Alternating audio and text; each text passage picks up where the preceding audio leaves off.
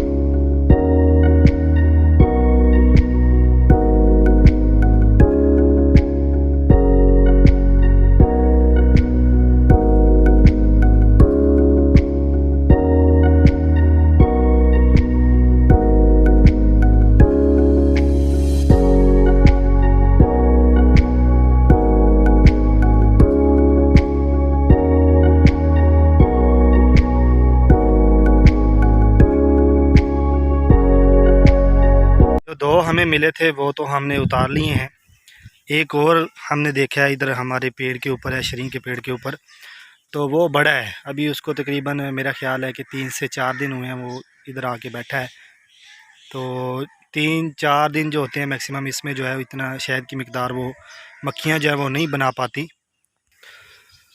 सो इसे उसने चेक किया और कहा कि अभी इसमें नहीं है। तो ये इसको ना उतारने की एक और भी बड़ी वजह है कि यहाँ पे एक तो बड़ा है तो एक छोटा भी है। तो जो बड़ा है जिसके बारे में मैंने अभी आपको बताया है कि वो अभी 3 4 दिन से जो है ना इधर आके उन्होंने अपना छत्ता बनाया है। तो ये मैं आपको दिखा रहा हूँ जी, ये देखें जी, ये है जी बड़ी मक्खियाँ, शहद की बड़ी मक्खियाँ। ये बहुत ही ख़तरनाक होती हैं। तो इनका छत्ता भी बहुत बड़ा है। ये तादाद में भी जो है काफ़ी हैं।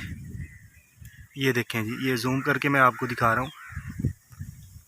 तो इस साइड पे जो है एक छोटा भी है, ये पत्तों में से आपको नज़र आ रहा होगा।